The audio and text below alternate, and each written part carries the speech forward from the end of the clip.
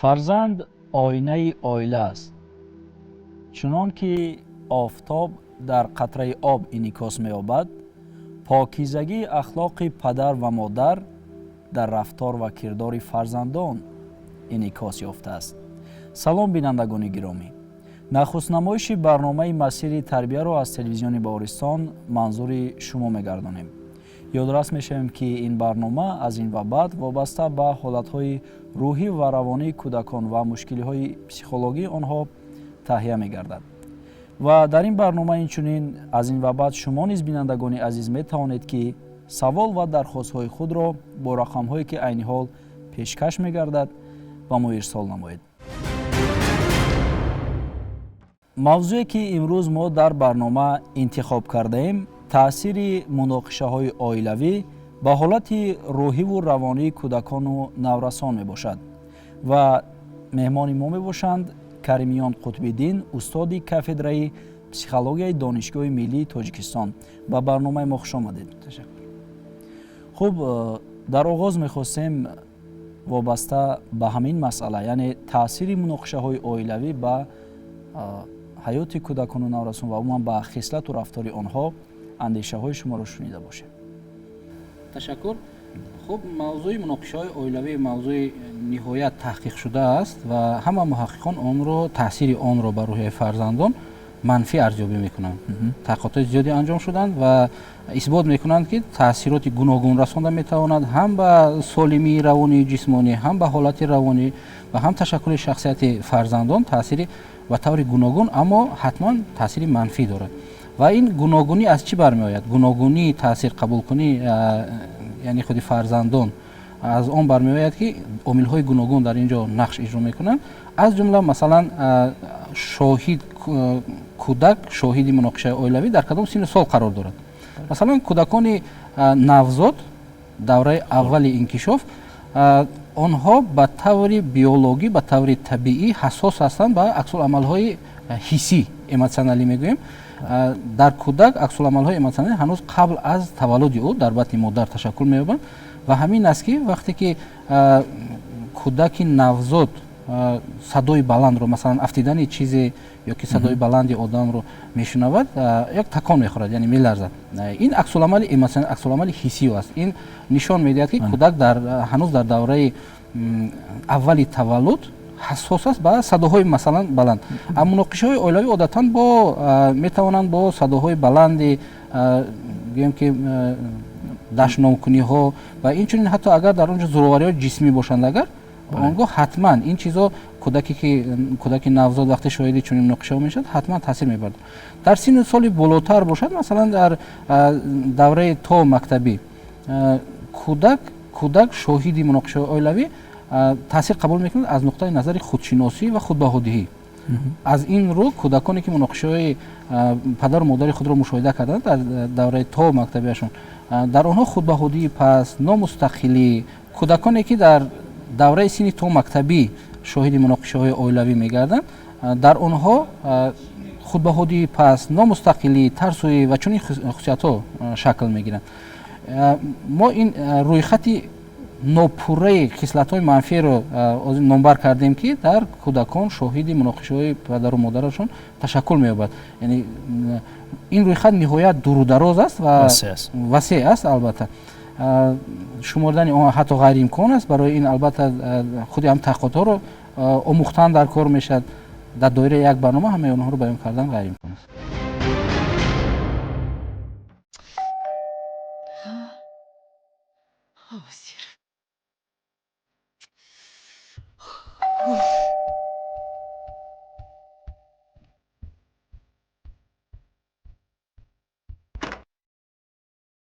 سلام، خوش آمدید. سلام. تینجی است؟ قاشق قواقت اویزان. امروز نتیجه بی‌توجهی و بی‌فرقی شما نسبت به تربیت فرزند ثمر آورد. چی گپ شده است؟ تینجی است؟ شاهین چند وقت باز از درس‌ها می‌گریخته است. در بازار خلطه فروشی می‌کرده است. اما شما پدر مهربانش خبر ندارید. من از پی رزق و روزی فرزندان هستم. من کوشش میکنم که شما گرسنه نمانید. گناهکاری اساسی برای تربیت فرزندان. این تو هستی. آه، محض تو اجازه دادی که وی رفته خلطه فروشی کند. تو روزی دراز در خانه خواب چه کار میکنی؟ چی؟ در نظر شما من بیکارم؟ یک بار با جای من پخت و پز شست و شوی دستمال لباس کنید بعد نفهمید بیکار بودم. این را بیننده رو از اینجا.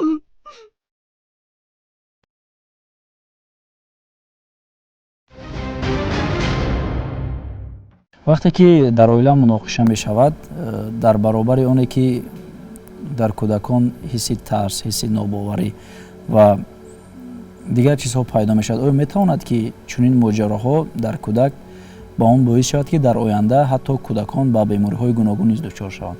Барои мисол ба майнаи сайр онҳо таъсири манфӣ расонад ин муноқиша? албатта метавонад ҳолатҳои равонӣ дар ҳолати бениҳоят пуршиддат ва ё дарозмуддат ҷараён гирифтан метавонанд ба тағйиротҳо дар солимии равонии одамон таъсиргузор бошанд. чунин намуди бемориҳоро бемориҳои психогенӣ меноманд, яъне бемориҳое ки дар асоси таъсиррасонии психологӣ ба вуҷуд омаданд. чунин бемориҳо дар асоси масалан ҳолатҳои изтироб, тарс, ғазаб ёки чӣ хеле ки мегӯянд агрессивнокии муддати дароз агар ки фаъол бошад дар шахс, метавонад боиси чунин ҳолатҳо гардад ки тадриҷан метавонанд ҳатто ба бемориҳои бемориҳои рӯҳӣ мегӯянд, дурусташ бемориҳои равонӣ метавонад бурда расонад. ҳарчанд ки чунин гурӯҳи бемориҳо онҳо бемориҳои баргарданда шуморда мешаванд, яъне табобатшаванда ҳисобида мешаванд, аммо бо назардошти он ки бисёр вақт шаҳрвандон муроҷиат намекунанд ва ё мутахассисон намерасанд ё усулҳои тиббӣ ба таври кифоят ташаккул наёфтанд оид ба бартараф кардани чунин бемориҳо, баъзан мутаассифона боиси дезадаптатсия ё аз ҷомеа, аз муҳити таҳсилии худ, аз муҳити кории худ дур шудани чунин шахсҳо шуда метавонад. саломат бошед. чун инҷо гуфтед аз муҳити корию таҳсил дур шудани фарзандон мешавад, яъне чунин моҷароҳо ҳатто метавонад ба раванди таҳсили кӯдакону наврасон таъсиргузор бошад? албатта медонед ҳар як шахс хоҳонухӯ дар давоми ҳаёти худ кадом як гӯем ки нороҳатиҳоро асар мегузаронад, аммо нороҳатиҳо дар илми беморишиносӣ нозология ки аз ҷумла солимии равониро низ мавриди омӯзиш қарор медиҳад, аз он нуқтаи назар гурӯҳбандӣ карда мешаванд ки то кадом дараҷа онҳо ба номутобиқати шахс оварда мерасонанд. вақте ки то чунин дараҷа ташаккул наёфтааст ин вайроншавӣ, он ҳамчун беморӣ ё нороҳатӣ ҳатто шуморида намешавад. яъне бо доштани чунин намуди вайроншавиҳо одам вақте метавонад таҳсил карда кору фаъолияташро зиндагиашро идома дода дар байни ҷомеа мавқеи худро пайдо карда метавонад, пас гап дар бораи кадом як намуди табобати махсус ё ки гап дар бораи кадом як намуди махсуси беморӣ намеравад. яъне одам гирифтори кадом як нороҳатиҳо ҳаст, аммо ин нороҳатиҳо он чизе ки моро намекушад моро устувор мегардонад ба зиндагӣ. як мақол ҳаст дар байни халқ, ба ҳамин шакл амал мекунад.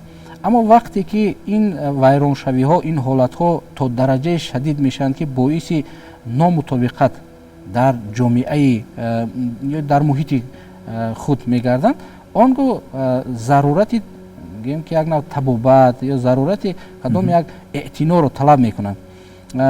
хуб яъне ҳамин тавр анамин ҳолати саломатии кӯдакон, дур шудани онҳо аз таҳсил вобаста аз дараҷаи таъсир ва таъсири муноқишаҳои оилавӣ ва вобаста аз таъсирпазирии худи онҳо, чӣ тавре гуфтем аз синну солашон, ҷинсияташон, ҳасосияташон, характер, мизоҷашон, хислатҳояшон ва ғайра вобастагӣ дорад. яъне масалан агар дар натиҷаи ҳамин таъсири муноқишаҳои оилавӣ ки агар дар ҳолате ки онҳо ба таври мунтазам ва шадид ё ин ки давомдор тӯлони муддат ҷараён мегирад, кӯдак таъсир қабул карда бошад, он гоҳ дараҷаи ҳамин изтиробнокии ӯ то он дараҷае мешавад ки он дар як ҷо нишаста наметавонад. аз ҳар як садои баланд вай метавонад гирья кунад ё ки зуд қаҳр кунад ё ба ҳолати шокӣ афтад, масалан аз садо баланд кардани омӯзгор ё кадом як ҳамсинфонаш дар ҳолати шокӣ афтад ва натавонад андешаҳои худро, дарси омода кардаи худро баён кунад, ҳарчанд ки вай омода буд барои дарс гуфтан. ё ки масалан зери таъсири ҳамин тарсҳо ӯ қодир набошад барои рафтан ба мактаб ё дӯстӣ кардан бо шахсон бо ҳамсину солони худ ё масалан тарс аз калонсолон то ба дараҷае баъзан тарсо мешавад ки аз хона баромада наметавонад ё баръакс кӯдак зери таъсири тарсҳо муддати дароз зиндагӣ карда истода тадриҷан ин тарсҳо ки ӯро нороҳат мекунанд организм як нав аксуламалеро фаъол месозад ки тарсҳоро худ пахш мекунад дар натиҷа шахсе ки зери таъсири тарс қарор дошт тадриҷан бераҳм мешавад баръакс мешавад тарсҳои худро пахш карда истода аз тарсҳо нороҳат шуда истода онҳоро пахш карда истода дар натиҷа як шахсияти бераҳм шахсияте ки баъд гӯем ки ҳайвонои хонагӣ масалан ниҳоят рафтори бераҳмона дорад нисбат ба аз худ хурдсолон рафтори бераҳмона дорад шояд ба табиат даромад шояд бале ба гӯем ки унсурҳои дигари табиат бераҳмӣ дошта бошад ҳатто дар чунин шакло метавон ба як намуд зоҳирнамоии агрессия нисбати ашёҳои беҷон масалан шикастани партаҳо тирезаҳо дарондани китобҳо дар шакли вайроншавии изтиробӣ метавонанд то ба ин дараҷа оварда расонданд хойдани нохунҳо кандани мӯйҳои худ ба таври доимӣ ҳамчун одатҳои нораво гӯем дар кӯдак метавонанд шакл гиранд яъне ҳамин тавр ба кадом самте нигоҳ накунем таъсири моҷарои оилавӣ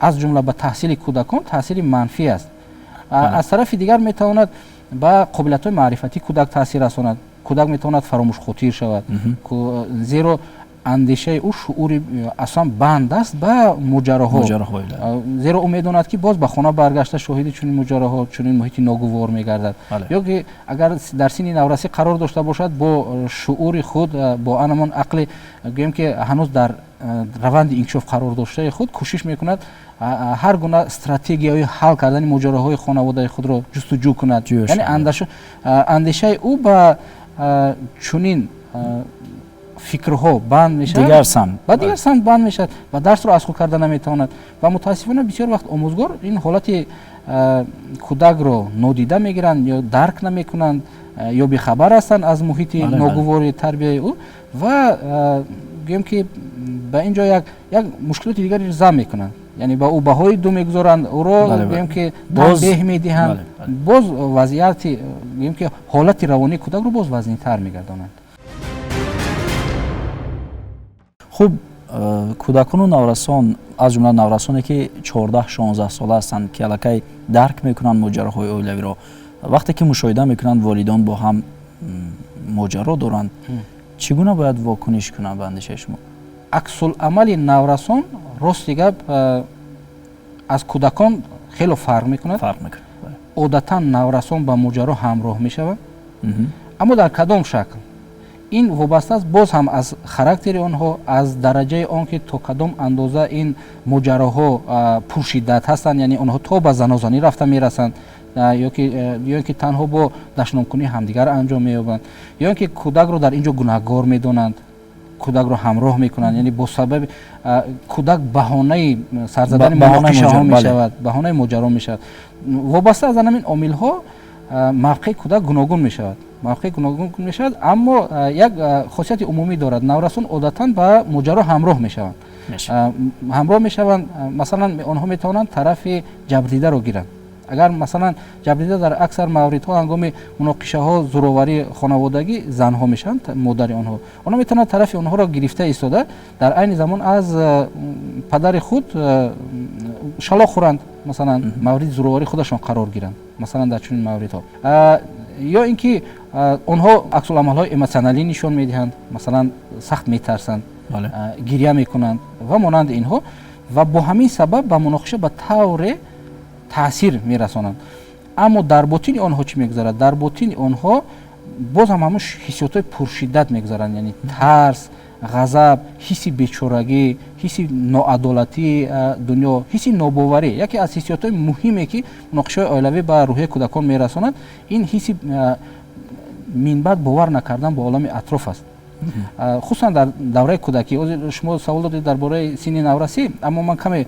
ақиб баргашта дар бораи синни кӯдакӣ гап мезанам шояд медонанд шунавандагон шуниданд дар он бора ки барои кӯдаки хурдсол падар модари ӯ аз ҳама зеботарин аз ҳама тавонотарин аз ҳама донотарин ва аз ҳама беҳтарин ҳастанд ва вақте ки мо падару модарон ба ҳамин андеша ба ҳамин диди фарзандон сазовор шудан наметавонем, он гоҳ бовари онҳоро ба тамоми олам иҳота кардан мешиканем. барои ҳаминам фарзандоне ки дар давраи хурдсолӣ аз ҷониби волидони худ партофта шуданд, партофта дар нохунак, масалан метавонад дар шакли гуногун бошад. вақте ки дар синни соли хурдӣ ӯ падар аз онҳо ҷудо шуда рафт, тарк кард, ё ин ки ӯро бурда дар мактаб интернат монданд, ё ин ки онҳо обрӯи худро дар чашми фарзандони хурдсоли худ аз даст доданд, масалан ба сабаби дурӯғгӯӣ, ба сабаби кадом як ахлоқи ноҷо, ба сабаби муноқиша, ба сабаби дигар, он гоҳ бовари худро кӯдак аз даст медиҳад. зеро боварӣ тавассути бовар кардан ба падару модар ташаккул меёбад. чунин нафар кӯдак то охири умр азоб мекашад дар бовар кардан ба касе. бовар кардан ин яке аз тарафҳои муҳими ташаккули шахсият аст. зеро инсон мавҷудоти иҷтимоӣ аст, танҳо зиндагӣ кардан наметавонад. мо бо ҷомеа зинда ҳастем ва мо бояд дӯстон, ҳамкорон, рафиқон, дар оила ҳамсари хуб ва монанди инҳо доим пайдо карда, ба онҳо рози дил карда, ба онҳо бовар карда тавонем. вақте ки кӯдак дар синни хурдсолӣ чунин бовариро аз даст медиҳад, то охир умр ӯ азоб мекашад дар дарёфти дӯстон. барои ҳамин ҳам яке аз самтҳои бениҳоят зарарноки гӯем ки муноқишаҳои оилавӣ ба рӯҳияи ё ки ташаккули шахсияти фарзандон ин аз даст додани боварӣ аст. ва дар синни наврасӣ ҳам айнан ҳамин чиз дар давраи наврасӣ кӯдак боварӣ ба он дорад ки ӯ шахси махсус аст. ин ҳиссиётро қариб ҳар яке мо аз сар мегузорем дар ҳолати тарбияи солим гирифтан. ҳар яке мо нодир ва муҳим будани худро ҳис мекунем дар синни наврасӣ. гӯё мо як шахси фарқкунанда ҳастем ва мо метавонем гӯем ки олами атрофамон дигар кунем. вақте ки дар назди кӯдак, дар назди наврас чунин моҷароҳо мегузаранд ва ӯ ягон чора андешида наметавонад, аз дасткас коре намебиёяд, дар ин ҳолат вай боварӣ ба қувваи худро аз даст медиҳад, боварӣ ба махсус будани худро аз даст медиҳад. ва яке албатта дар синни наврасӣ яке аз самтҳои зарарноки гӯем ки муноқишаҳои оилавӣ чунин буда метавонад. саломат бошед. воқеан ҳам муҳаммад ғазолӣ низ мегӯяд ки падару модар чун як сарчашмаи обӣ ҳастанд ки агар он мусаффо бошад, пок бошад, пас поёноб низ мусаффо хоҳад буд. яъне аз ин бармеояд ки ҳама он чизе ки ҳама он рафтору кирдоре ки падару модар такрор мекунанд, ҳатман фарзандон тақлид мекунанд. вобаста ба ин мавзӯъ, яъне таъсири моҷароҳои оилавӣ ба ҳолати рӯҳию равонии кӯдакон, мо аз якчанд нафар сокинони шаҳр низ пурсон шудем. ҳоло манзури бинандагон мекунем ва сипас суҳбатро идома медиҳем. хуб, аз коргардони барнома хоҳиш мекунем ки наворо пахш намояд. ба андешаи шумо моҷароҳои оилавӣ ба кӯдакону наврасон чӣ таъсир мегузорад? моҷароҳои оилавӣ барои кӯдакону наврасон ин беҳад таъсири манфӣ мерасонад. рости гап ҳамин кӯдак вақте ки калонро мебинад, агар калон кори хуб кард, кори нағз кард, кӯдакам ҳамон хел ба воя мерасад. лекин дид ки мисол падар модар волидайн умуман ягон ба моҷароҳои оилавӣ мисол машғул мешаванд, мисол ягон ҷангу ҷидол мекунанд, дар ин ҳолат дар ҳамон психологияи кӯдак аллакай ин мешинад ва ҳар вақте ки мисол кӯдак волидайнро мебинад чунин муомила мекунанд, вай ҳам дар ҳамон рӯҳия калон мешаваду ояндаи кӯдакро хуб тасаввур кардан хеле мушкил аст. ба оилаҳое ки бештар дар онҳо ҳамин моҷароҳои оилавӣ рух медиҳанд чӣ тавсия медиҳед шумо? ба оилаҳое ки чунин мушкилӣ дар онҳо ҳастад, тавсия медиҳем ки ҳамчун омӯзгор дар ин ҳолатҳо аввал фикри кӯдаконро кунанд, баъдан фикри худашонро кунанд ки дар оянда ҳам барои худашон, ҳам барои кӯдакон ин мушкилӣ калон мешавад. ва дар ин ҳолат сабру тоқат таҳаммул кардан бениҳоят кори мушкил аст, вале бояд ҳаминро дар ҳамин ҳолат волидан бояд ки худашонро идора кунанд ва сабру тоқат кунанд ки чунин мушкилиҳо ҳам дар оила ва ҳам дар назди кӯдакон пайдо нашавад. оё мушкилиҳо мешаванд ки дар оила моҷароҳо аз пушти фарзанд сар зананд? аз пушти фарзанд одатан сар мезананд дар ҳолатҳое ки мисол фарз кардем падар сахтгир асту, модар мисол дилсӯз аст. дар ин ҳолатҳо бояд дар оила ба фикри ман ки ҳам кӯдакон ҳам мисол дар байни зану мард бояд ки ба як кас нигоҳ кунанду айрӯи ҳамин як кас мисол زندگی رو پیش برم. با اندیشه شما کودکانی که در اویله‌های ناسالم یعنی اویله‌هایی که بیشتر در آنها جنگ و جدال رخ می‌دهد از اویله‌های سالم که در آنها با تربیت کودکان توجه جدی ظاهر می‌شود در آینده یگان تفاوت دارد این کودکان از روی خصلت و رفتارشون؟ تفاوت در بین این گونه اویله‌ها در بین فرزندان از زمین تا آسمان است. برای اینکه مثال در همین برنامه‌هایی که مثال آدمانی مثال جنایتکار رو نشون میدهند، اینا را اگر ساز مثال کوفته رویم و یا در اویله مثال تربیت خوب یافتگی نیستن و آنها دیگر نمیدونن چیکار کنن، کاری خوب رو دیدگی نیستن. به همین خاطر در آینده و یا مثال با فکر من که روشن نمیشود. تفاوت خیلی کلان است و شخصانی را من میدونم که همین گونه اویله ها نسبت فرزندانشون به نهایت مثال اهمیت میدهند. حتی در صنف 5 و 6 علاقه فرزندان اینها فن‌های را از خود میکنند که صنف‌های 7 و 8 مثال میخونم. یعنی که در اینجا نقش والدین خیلی کلان است. البته تفاوت خیلی زیاد است بین فرزندانی که در اویله‌های ناسالم هستند و فرزندانی که در اویله سالم مثل به ویا میرسند. با اندیشه من جنگ بین پدر و مادر به فرزند با اون تاثیر میرساند که فرزند تیز به خود همون گپ‌های قبیحی که پدر و مادر در نزد فرزند میگویند تیز به خود قبول میکند و ما گفتنی هستیم که همین پدر و مادر در نزد فرزندای خود همین خیلی گپ‌های قبیح بسیار نزنند. با اندیشه شما خصلت و رفتار کودکانی که در اویله‌های سالم به ویا میرسند از اویله‌های ناسالم یگان تفاوت دارد؟ البته بله، تفاوت کلان دارد. یعنی که فرزندایی که در اویله‌هایی که جنگ و جنجال و چیا هستند با ویا میرسند، آنها در آینده با مانند هم پدر و مادرشون همین خیلی کلان میشن و اون نفرانی که در اویله‌هایی که با فرهنگ و با مدنیتن، آنها در آینده فرزندان خوب و در وطن و ملت خود خدمت میکنند. نقشه های کلان سالان که در بین فرزندان جنگ و جنجال ها میکنند و کودکان تاثیر کلان میرسوند. باید اویله ها خود را از این کارها احتیاط کنند، در نزد فرزندان جنگ و جنجال نکنند، گپ‌های قبیح نزنند، چون که فرزند او آیندهش در پیش است. شما شخصا مشاهده کرده چنین حالت رو؟ بله، در زندگی ما مشاهده کردیم چنین حالت ها رو. زیاد مشاهده می شود. من همچون مادر کلان سال و اویله های جوان توصیه می دهم که از این گونه کردارهای بد دست کشند. در نزد فرزندها معامله خوش کنند، فرزندها رو از این گونه رفتار رو امین نگه دارند. خب باید همین پدر و مادر چگونه در نزد کودکان خیش در نزد فرزندان خیش رفتار کنند که نمونه عبرت باشند، چون آینده این کودکان نیز محض پدر و مادر رو تقلید میکنند. بله، پدر و مادر خود را در نزد فرزندان چنان حس کند که فرزندها از آنها درس عبرت بآموزند. شما کودکانی رو که در اویله‌های سالم به ویا رسیدند، یعنی اویله‌هایی که در آنها با تربیت فرزند توجه می شود، از کودکانی که در اویله‌های ناسالم یعنی اویله‌هایی که پیوسته در آنها مناقشه‌ها وجود دارد، تفاوتی آنها رو مشاهده کرده اید؟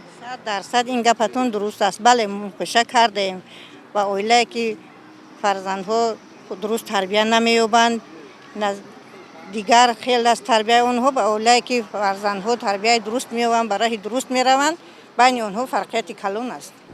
واقعا هم مغز سر کودکان بسیار فراگیر همه چی هستند. یک مسئله که حتی ما یک ویدور مقال داریم میگویند که علم در خردسالی به مانند نقش در سنگ است. واقعا هم مناقشه ها به تفکر کودکان تاثیر منفی میرسوند. چرا که ما شاهد هستیم اکثریت شخصانی که در جامعه بسیار خطرناک و جنایتکار هستند محض در خانواده های به تربیت رسیدگی هستند که پدر و مادر آنها آنقدر سواد خوب نداشتند. وقتی که انسان سواد خوب ندارد، دانش خوب ندارد، میان آنها همیشه یک نافهمی و جنگ است در هم خانواده. به همون خاطر باید پدر و مادرم با دانش باشند تا که در خانه خرخشه و جنگ و جنجال سر نزند که به کودکان تاثیر خودشو رساند. شما بار دچار شدید با این حالت ها؟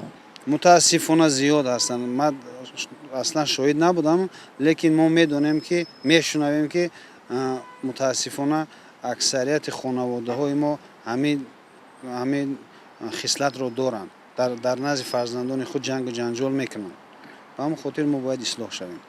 و اندیشه شما بعضی از کودکان نورسانه که بیشتر الفاظ قبیح استفاده میبرند و دیگر عملهای نادرست رو در جامعه اجرا میکنند، یا اینکه فرهنگ درست آداب معاشرت رو نمیدونند، این تاثیرگذار است؟ البته محیط هم تاثیر میگذارند. وقتی که فرزند شما یک کودک با یک وقتی که یک کودک با یک نفری که تربیت ندارد جوره می شود، خواهی نخواهی با وی تاثیر میرساند. از این رو ما رو ضرور است که فرزندان خود را همیشه تاکید کنیم که با فرزندانی که کم اخلاق خوب دارند، الفاظ قبیح ندارند، رفیقی و دوستیگری نمایند. وقتی که فرزند در یک خانواده ناسالم وقتی کلان می شود، در وی تاثیر میگذارد، بخوای نخوای وی کلان می شود، از همون پدرش همون خصلت بد را میگیرد. به همون خاطر باید که پدر و مادر همیشه با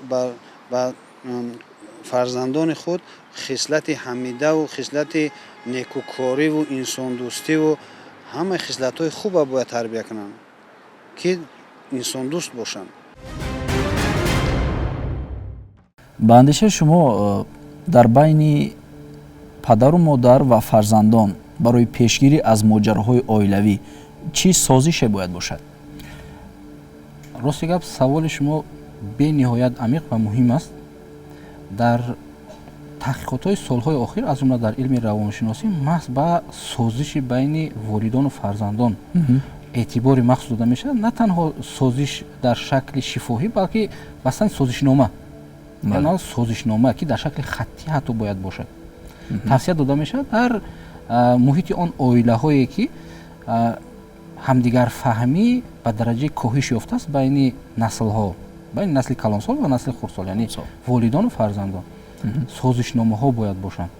این به این چیز اعتبار داده میشد در سالهای اخیر، خصوصا از آن نقطه نظر امنیت کودکان. در چنین حالت ها توصیه داده میشد از جمعی روانشناسان تا که یک سازشنامه بسته شود.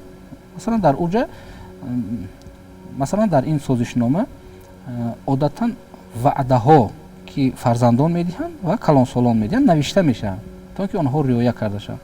مثلا فرزند وعده میدهد که آن چیزی که در مکتب با او روی میدهد حتما به پدر و مادر میگوید، یعنی چون این وعده در شکل خطی مینویسد.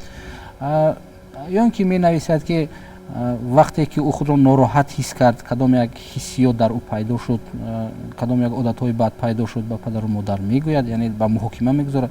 و در عین زمان مثلا طرف والدان میگن که در چنین حالت‌ها وقتی که فرزند صاف دلانه به آنها اقرار شده است کدام یک مشکلی خود را او را جنگ نکرده، بلکه در مشورت با او راه حل او را جستجو میکنند. مثلا یعنی طرف کلانسالان و والدین چنین وعده میدهند و این از جانب هر دو طرف گویم که امضا کرده میشود، یعنی یک نوع شرطنامه قانونی عائلوی بود و من بعد اون رعایت کرده می شود و عادتا پرسیده میشند که مثلا والدین چی میخوان از کودکان، یعنی کدام چیزا رو میخوان که تو آنها رعایت کنند، آنها رو مینویسند و فرزندان چی میخوان که کلانسالان درباره آنها کدام قاعده رو رعایت کنند. و بسیار وقت تحقیقات نشان میدهند که فرزندها از آنها میخوان که اول همون چیزی که در عرفیات میگن اول پرسش با کوشش، یعنی اول پرسیدن، اول از من پرسید که من چی حال دارم، اول پرسید که در مکتب چی حادثه روی میدهد، اول پرسید که چرا من درس رو تیار نکردم، سبب چی است. یعنی چون این چیزها رو میخوان موافق تحقیقات ها و عیناً همین گونه سازشنامه ها رو میتوانند تطبیق نمود، از جمله در مورد مناقشه عائلوی. خواه نخواه در اینجا باید چنین باشد، این چیزا اون عائله هایی که مناقشه در آنها روی میدهد باید قید نمود که مناقشه عائلوی رو پورا پیشگیری کردن غیر امکان است. زیرا در اونجا برخورد شخصیت ها، منفعت های از همدیگر تا اندازه متفاوت сурат мегирад. Хислатҳои гуногун хислатҳои шад. гуногун аст, бале. Аммо чӣ гуна ҳал кардани ихтилофҳои ба вуҷуд омада, ихтилоф дар нуқтаи назарҳо, ихтилоф дар хоҳишҳо, ихтилоф дар манфиатҳо, чӣ гуна ҳал кардан аз фарҳанги анамун оила ёки аъзоёни оила, падару модар вобаста, хусусан аз фарҳанги калонсолон, то кадом андоза онҳо шахсони бо фарҳанг ҳастанд, то кадом андоза онҳо мехоҳанд ҳал кардани мушкилоти оилавии худро ва монанди инҳо, аз фарҳанги онҳо вобастагӣ дорад. Ва анамин созиш дар байни ҳангоми моҷароҳо дар байни калонсолону фарзандон бояд дар як шакле бояд бошад. Аммо новобаста аз ин як қоидаи умумӣ вуҷуд дорад. Калонсолон метавонанд байни ҳамдигар муноқиша кунанд, аммо шарт нест ки ин муноқишаи худро онҳо оммавӣ гардонанд. Оммавӣ дар назди фарзандон, бале, хусусан дар назди хурдсолон. ҳол он ки онҳо наметавонанд дар ҳалли мушкилоти инҳо кӯмак расонда, баръакс зарба мебинанд ва зарбаи асосӣ ба онҳо расонда мешавад. барои ҳамин ҳам онҳо имкониятҳои зиёд доранд ки кадом як масъалаи ҳалношудаи худро ҳал кунанд, аммо дар ғоиби фарзандон. Ин имкониятро албатта ҳар як волидон доранд. Ва медонед як чизи дигар, бояд худи ҳамин фарзандон як омиле баромад кунанд, омили боздорандаи ихтилоф баромад кунанд. яъне бояд манфиати фарзандон дар ҷои аввал гузошта шавад. мутаассифона дар ҷомеаи мо ҳанӯз ҳам зиёд ақидаҳои шахшшуда дар бораи хусусиятҳо ёки психологияи хурдсолон, кӯдакон вуҷуд доранд. ақидаҳои шахшшуда монда, он чизе ки илм баръаксашро исбот кардааст. Масалан, бисёре чунин меҳисобанд ки кӯдак чиро мефаҳмад. бовар кунед, кӯдак ҳама чиро мефаҳмад. аниқтараш ҳис мекунад, қабул мекунад ва ӯро нигоҳ медорад зиёдтар аз падару модар. шояд он муноқишае ки байни ҳамсарон рух дод, пас аз ҳафтаи осораш намонад, онҳо фаромӯш карданд. аммо кӯдак онро нигоҳ медорад ҳатто то эҳтимолан то охири ҳаёти худ. барои ҳамин ҳам мавқеи кӯдакон бояд ба назар гирифта шавад. аз тарафи дигар, дар байни мардуми мо бисёр вақти калонсол сухан мегӯяд, кӯдак бояд хомӯш истад. бигзор чунин бошад дар маҷлиси калонсолон, бигзор дар маҷлиси ҳамкорон, бигзор маҷлиси калонсолона бошад, он дар он ҷо мавқеъ ёки сухани калонсол аввал истад. аммо вақте гап дар бораи саломатӣ, манфиатҳои кӯдакон мерад, медонед, як шиор аст дар ки эътироф шудааст аз ҷониби хазинаи кӯдакони созмони милали муттаҳид, ҳеҷ чиз дар бораи ман бе иштироки ман набояд рӯй диҳад. ин нуқтаи назари кӯдакон аст. яъне ки вақте ки мо дар бораи кӯдакон тасмим мегирем, дар бораи ояндаи онҳо тасмим мегирем, бояд бе иштироки онҳо набошад. яъне онҳо ҳам нуқтаи назари худро дар шакли баён карда тавонанд. зеро манфиатҳои кӯдак бояд дар ҷои аввал истад. дар аввал манфиатҳои кӯдак гузошта шавад. ки ӯ чӣ мехоҳад, чӣ барои он муфид аст, чӣ зарарнок. мутаассифона ҳамин чиз айни замон гӯем ки ҳарчанд ки дар оилаҳои фарҳангӣ ин чизро риоя мекунанд, шахсияти кӯдакро эътироф мекунанд, аммо мутаассифона дар аксар маврид ки дар ҳамун оилаҳое ки тарбияи суннатӣ гӯем ки ба роҳ монда шудааст, кӯдакро ҳозирам мисли тарбияи давраи тарбияи спартанӣ мегӯянд, вақти калонсол гап зад, кӯдак бояд хомӯш бошад. ин нодуруст аст, зеро кӯдак на ҳама вақт қудрат дорад, имконият дорад ки талаботҳояшро, ниёзҳояшро пеш гузорад, гӯяд, ба касе бовар кунад. чунин имкониятро ба кӯдак додан лозим. барои ҳаминам имрӯз вақти он расидааст ки мо бояд мавқеи кӯдакро низ баланд бардорем. бояд сухани ӯам шунида шавад, бояд ба талаботҳои ӯам, ба эҳтиёҷҳои ӯам гӯш андохта шавад. кӯдаконе ки ба қавле дар оилаҳои носолим ба воя мерасанд, нисбат ба кӯдаконе ки дар оилаҳои солим калон мешаванд, бо хислату рафтори хеш дар оянда зиёд фарқ мекунанд? албатта зиёд фарқ мекунанд. инҷо як муҳити сарбаста, як давраи сарбаста ба амал меояд. чӣ гуна? кӯдак дучори зӯроварӣ мегардад дар оила, шоҳиди муноқишаи оилавӣ ва ҷабридаи зӯроварӣ аст. зеро зӯроварӣ на танҳо ҷисмонӣ, балки эмотсионалӣ, равонӣ ҳам мешавад. яъне ба равони ӯ зӯроварӣ кардан ва ҷабридаи зӯроварӣ аст. ва зӯроварӣ як намуд формула дорад, гӯем як давраи сарбастаро ба вуҷуд меорад. ҷабрдидаи зӯроварӣ худ зӯровар мешавад. чӣ тавр агар зӯроварӣ бартараф карда нашавад, ҳам ҷабрдидаи зӯроварӣ ва ҳатто ҳам зӯровар ва ҳам ҷабрдидаи зӯроварӣ ҳарду зӯровар мешаванд. Дар кадом шад? Зӯровар худаш вақте ки ҳамин намунаи рафторро истифода бурда комёб гардидааст, ба кадом як ғаразҳои худ расидааст ва ҷазо надидааст, минбаъд ҳамин намунаи рафторро истифода мебарад барои ба даст овардани ниёзҳои дигараш, яъне зӯровариро истифода мебарад. Кӯдак одатан тафаккури кӯдак аёнӣ амалӣ аст. Вай назар ба шунидаҳо, хондаҳош, ба дидаҳош бештар бовар ва тақлид мекунад, яъне намунаи рафторро дар хона меомӯзад аз падару модар ва ҳамчунин аз омӯзгорони худ дар мактаб. Вақте ки дар хона зӯровариро мебинад, чунин намунаи рафторро минбаъд истифода мебарад барои расидан ба ҳадафҳои худ масалан истифода мебарад. Яъне ки он касе ки зӯроварӣ кард ва ҷазо надид, минбаъд идома медиҳад зӯроварӣ, яъне зӯровар боқӣ мемонад ва ҷабрдидаи зӯроварӣ низ вақте ки мавриди зӯроварӣ қарор мегирад, як механизми ҳимояи психологӣ аст. Ҳимояи психологӣ дар ботини шахс мегзарад, яъне ҳимоя кардани худ ботини ин, яъне ба таври шӯрона намегзарад, ба таври беихтиёр. Вақте ки шахс аз касе гӯем ки алам гирифт ва ӯро дар худ нигоҳ дошт, ҷавоби муносиб гардонда натавонист, худро холӣ мекунад ба сари нафари дигаре аз худ камқувваттар дар ҷои муносиб. Камқувваттар дар шакли гуногун мешавад. Масалан, наврасон метавонанд ҷабрро қабул кунанд аз ҷониби ҳамсолон ва биёнд дар сари волидони худ, масалан модари худ холӣ кунанд, яъне дар ин шакл ҳам мешавад. Хуб ҳамин тавр дар умум агар мо гирем, ҷабрдидаи зӯроварӣ оне ки дар ботини худ, дар дили худ аламро нигоҳ доштааст, минбаъд ба сари нафароне ки аз ӯ камқувваттар ҳастанд холӣ мекунад.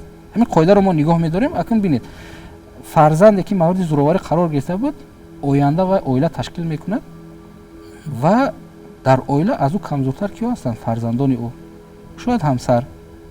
Ба сари онҳо холӣ мекунад ва мутаассифона ҳамин хеле як ҳалқаи сарбаста дар бисёр вақт дар оила мешавад. Масалан байни келини хуштоманд, онҳое келин буданд, аз ҷабри хуштоманд шикоят мекарданд, рӯзе мерасад ки онҳо хуштоманд мешаванд ва мутаассифона фаромӯш мекунанд он давраҳои азоб кашиданҳои худро ва акнун он ҷабрро бор мекунанд ба сари келинҳои худ. яъне ҳамин давраи сарбаста ба вуҷуд омадагар ин ниҳоят тӯлонимуддат мешавад мутаассифона. ва дар ан ҳамин мавриди муноқишаҳои оилавӣ ки ҳатман бо зӯроварӣ алоқаманд ҳастанд, кӯдакон ан ҳамин гуна таъсирро мебардоранд ва минбаъд он намунаи рафторро истифода мебаранд ҳангоми тарбияи фарзандони худ. саломат бошед. Як ҳолате ки имрӯз бисёр мушоҳида мекунем, вақте ки волидайн махсусан модарон филмҳои хориҷӣ, махсусан филмҳои туркиро зиёд тамошо мекунанд ва ҳатто мушоҳида мекунем ки кӯдакон низ одат карданд ва дар ин филмҳо бисёртар моҷароҳои оилавӣ ҳал мешаванд. Дар чунин сурат таъсир чӣ гуна аст? Яъне аз филмҳо тавре гуфтем, наврасон ба дидаашон тақлид мекунанд, мебинанд, бовар мекунанд, тақлид мекунанд ва акнун аз мазмуни филм вобаста аст.